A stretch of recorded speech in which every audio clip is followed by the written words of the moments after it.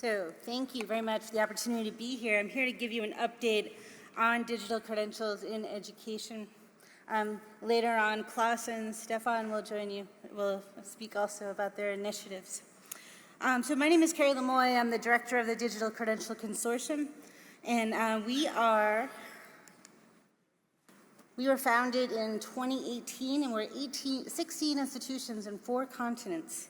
And it was created, the consortium was created to create a trusted, distributed, and shared infrastructure for digital academic credentials. And this was a long time ago, right, compared to where we are now. But since then, we continue to advance the understanding and the use of privacy-enhanced, portable, verifiable digital credentials in higher education through our work in the development of open source standards, open source software, research, and advocacy. So today we've heard many updates on digital identity and wallets in many different fields. But for many reasons, I propose to you that education is the most complex undertaking in this widely sought goal of global interoperability. And this is because education sits at the heart of what makes us human. Right? It's global, contextual, and cultural. It reflects our diverse world, and it also drives our collective human progress, making it both deeply local but universally significant. And digital credentials in education must account for this, right, by being trusted assets that can communicate distinct skills gained over a lifetime of learning and experiences. And these credentials must work together seamlessly to allow for different types of learning achievements and to be formatted, verified, and presented together as a complete picture of someone's capabilities. And not just confirmation of completion and conformance, but also representation of the skills and knowledge that help people find opportunities and pathways of economic sustainability and the pursuit of happy and fulfilled lives. So digital credentials in education can represent upskilling. And this is a necessity when technology is rapidly changing the skills that are needed in nearly every industry. And representation for informal and non-formal learning. Many of you have heard the term micro-credentials. This is the most common way that we learn in our lifetimes, and they need to be represented with evidence of knowledge and skills. And of course, we can't forget also the representation of formal degrees, right? These really need to be interoperable. And a necessity for cross-border recognition, right, that include communicating the learning of the rising number of internationally mobile students. UNESCO reports the global number of international mobile students more than tripled during the last 2 decades, rising from 2.1 million in 2000 to nearly 6.9 million in 2022. And they need to use these credentials wherever they go.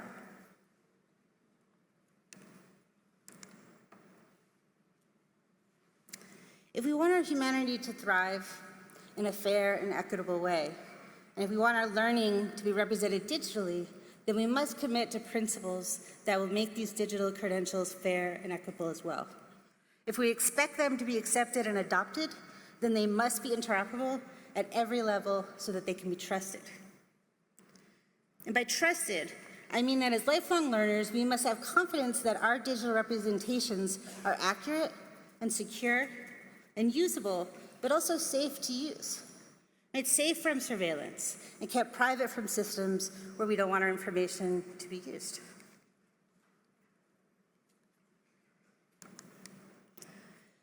Digital education credentials demand extensive content and vocabularies so that humans and machines can read them. This is what really distinguishes them from many of other identity-type credentials. And the Digital Credentials Consortium maintains that to do this, we must use open standards and operate in open ecosystems to promote portability and interoperability. We believe that people should have complete control over their credentials and choice about where they are stored. We are behind open standards like W3C verifiable credentials and the education data models like the European Learning Model and Open Badges 3.0 that have taken decades to evolve but meet the needs of these use cases and align with W3C verifiable credentials.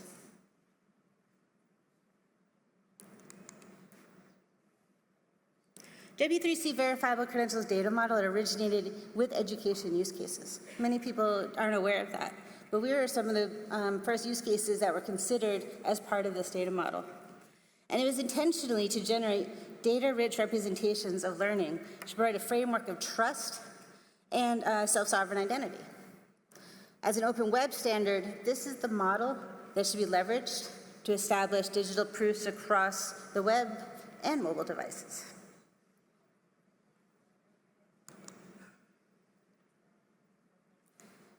So as you attend other sessions and you continue to work towards global interoperability, we challenge you to ask yourselves and your colleagues how trust is being interpreted and for whom.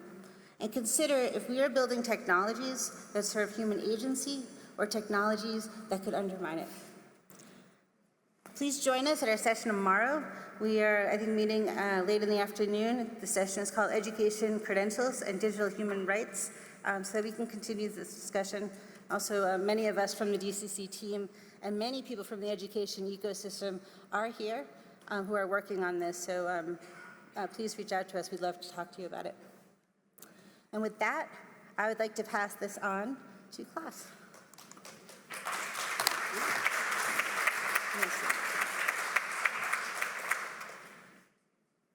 Yes, good afternoon. I think this is the biggest room I've ever presented in. But I think I'm so hot because of the lights, not because of the audience. My name is Klaas Wierenga. I'm in the strategic committee of the DC4EU project. That's one of the large-scale pilots. But in daily life, I am CTO at GEANT. That's the European Association of Research and Education Networks. I want to, apart from that it's bloody hot up here, I want to talk about another problem that I'm having. And that is the fact that we operate a federation of federations, a federation of identity federations globally, together with all the research and education networks in the world. We've been doing that for about 15 years. Close to 20, maybe even, called GEANT, and that is a distributed identity system where every student and employee of a university has an account with their local institution, and with that account they can access services worldwide. Doesn't that sound a lot like the type of things we try to achieve with the wallet? And in fact, yes. And here is my problem, and Stefan after me will at least give part of the solution here. So what we are dealing with is that we have a global trust fabric that monthly has billions of transactions that students and employees use every day to access their online resources. And now the world is slowly changing. And the world has been changing for a while now already. When we started out, this was even prior to SAML becoming a standard, but pretty soon our identity fabric became a completely SAML security assertion markup language based fabric. And then all those new students didn't like square brackets but wanted curly brackets, so we were kind of looking at OpenID Connect as an alternative to SAML-based authentication and authorization. So we have been moving, and we are constantly moving.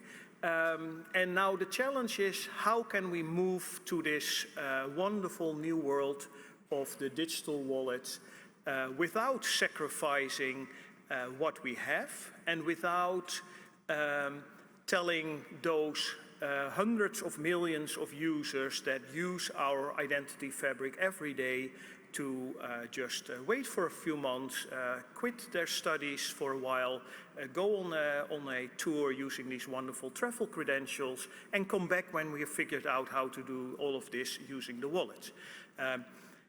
As you can imagine, that doesn't go down too well, that kind of proposal. So what we see is that for the foreseeable future, we will have to have things running in parallel. But I would go a step further, and I would argue that regardless of the wallet as the delivery mechanism for information about users, there is also the element of governance that I think deserves more attention.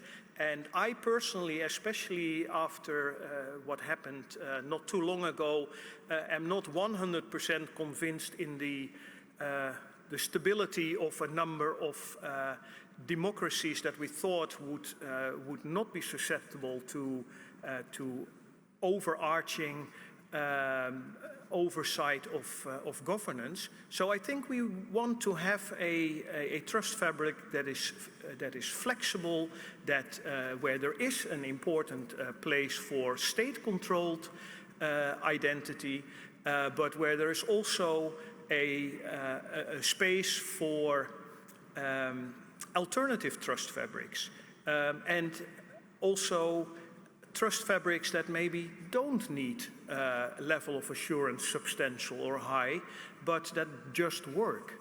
And for that, we think we really need to count on one particular flexible way of establishing trust in our ecosystem.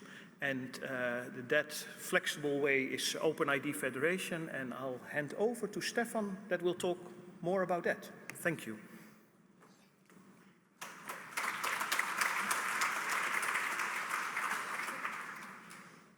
So, hello everyone. My name is Stefan Liström. I work for the Swedish National Research and Education Network, SUNET. And as Kerri started mentioning, education is quite a complex field. Things are done slightly differently in many places in the world, and education, as I see it, is a global activity.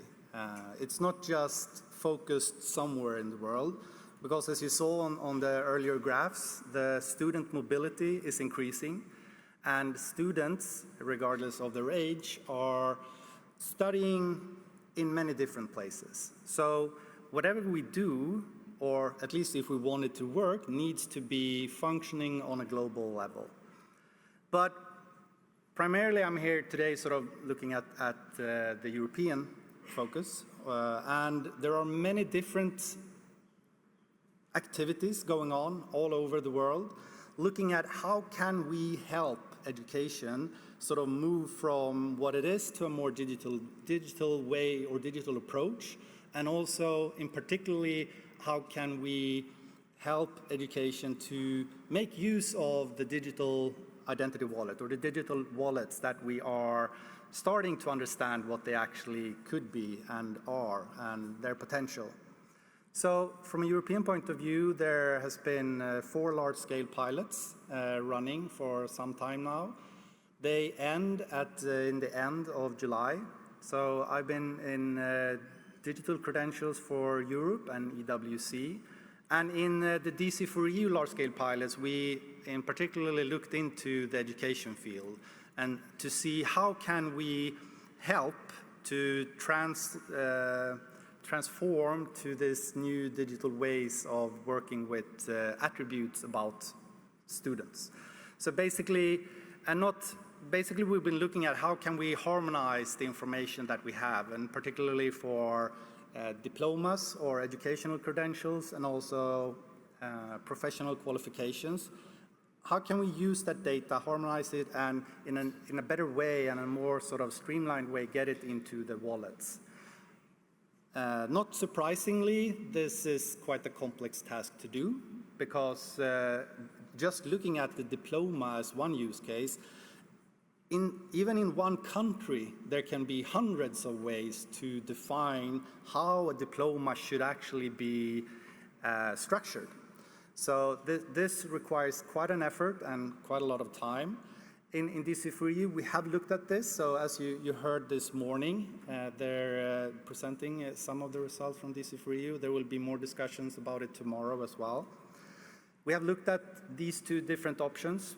And now that some of the large-scale pilots or the current large-scale pilots are sort of winding down, there's going to be a transition to the new large-scale pilots, also mentioned this morning, which is WeBuild and Aptitude. And in the WeBuild consortium and large-scale pilots, there's going to be one business use case, particularly looking at micro-credentials and skills. So both of those things are, at least in my mind, still quite ambiguous. There are different ways of defining what a micro-credential is. There are different ways of defining what a skill is. But the overall arching goal is to look at how can we sort of not necessarily combine, but how can we make the interaction between the public, for example, university degrees that we do, the studies that we take, wherever in the world that is, and also the private sector sort of learning achievements or skills. How can we make these somehow work together so that in the end, we end up with a way for individuals, such all of us here, to have our sort of lifelong learning established in a digital way that we can bring with us wherever in the world we are, both from the issuing point of view, but also from sort of the verification point of view, that both the universities and the private companies helping us to learn can understand what the prior learning have been, so that we know, for example, if we are applying for a new degree somewhere, we can see all the pre-courses that we've done. Or if we're getting a job, they can easily sort of check what kind of skills that we have to ensure that we are actually fit for this job. So this is something that we will look into alongside all the other things that we talk about in education. And if you're interested in micro-credentials and skills, please come up to me. I'll be here for the rest of today and all of tomorrow. Thank you.